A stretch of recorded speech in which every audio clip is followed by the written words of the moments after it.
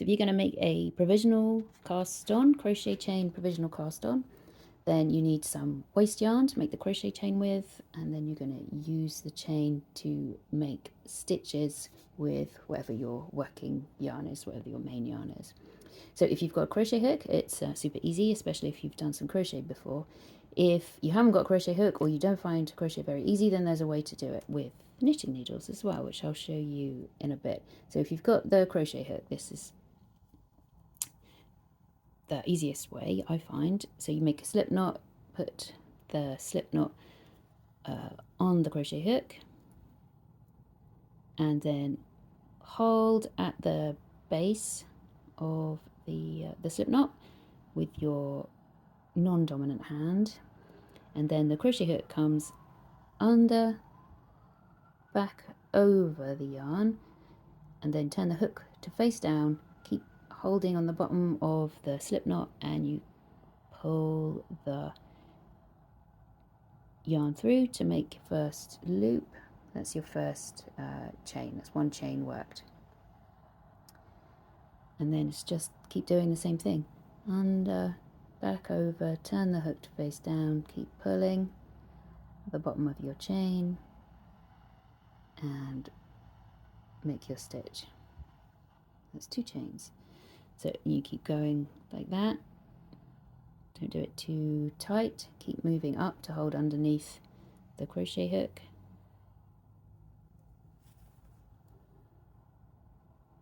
So that gives you the control that you need to make the chains. So in general, I usually do a few more chains than I need stitches, because it doesn't matter if you have a few chains either end of your cast on stitches, and it means that if you miss one, it doesn't matter, or if you miscount, it doesn't matter. Okay, so when you've got enough chains,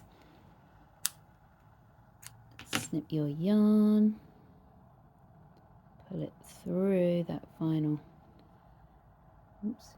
pull it through the final chain, and don't do it too tight so it's easy to undo afterwards, because this is the end. Later on, when you want to take off the crochet chain, you undo from this end.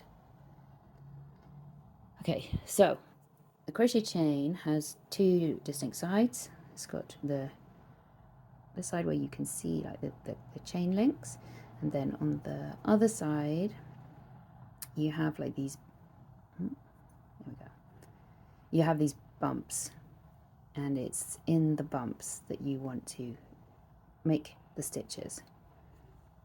So take the yarn, working yarn, and your needles, and then you're going to go under one of those bumps, and then just pull the yarn through.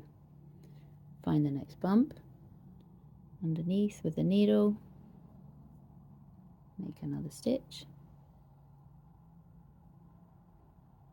and then you just keep doing that for as many stitches as you need to cast on.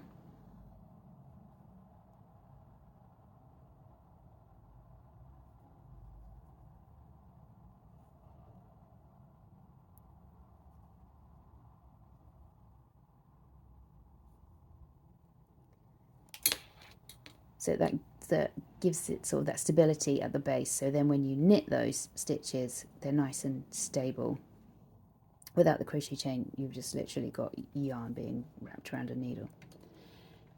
Okay, so yeah, and then when you've knitted some more and you're ready to take your crochet chain off, then you just undo it from this end, and you can pull it off, and it sometimes gets stuck a bit around, especially if you've like caught the yarn at all as you go through making your stitches, then sometimes you have to cut bits off, but it's pretty easy to get off the crochet chain.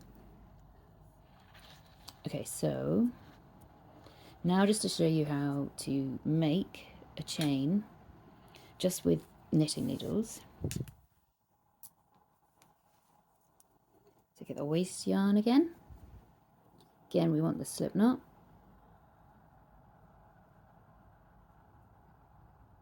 And that goes on your left needle. And okay, so just going to knit that as if it were a normal stitch. Pop it off the left needle, and there, just in the same way you've made one chain.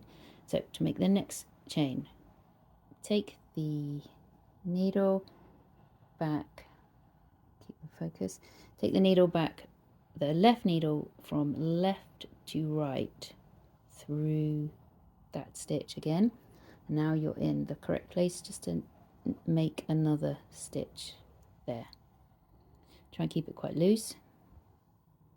And then you just want to keep doing the same thing. Needle through that loop, left to right, make a stitch.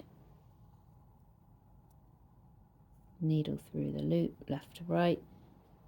So each one of these is just like making the chain with the crochet hook. So what's important is that you keep going in the same direction, as in you put the needle through the stitch in the same direction. So it's got to keep going through left to right. If you started going through right to left, which you could do, then that changes the path of the yarn, and you don't get the chain, and it doesn't work properly. So keep going through left to right, and you can work again as many stitches as you need, probably a few more than you need. And then here, so we've got the same thing. So this is the back with those purl bumps that you're going to work through to make your stitches. And that's the chain side.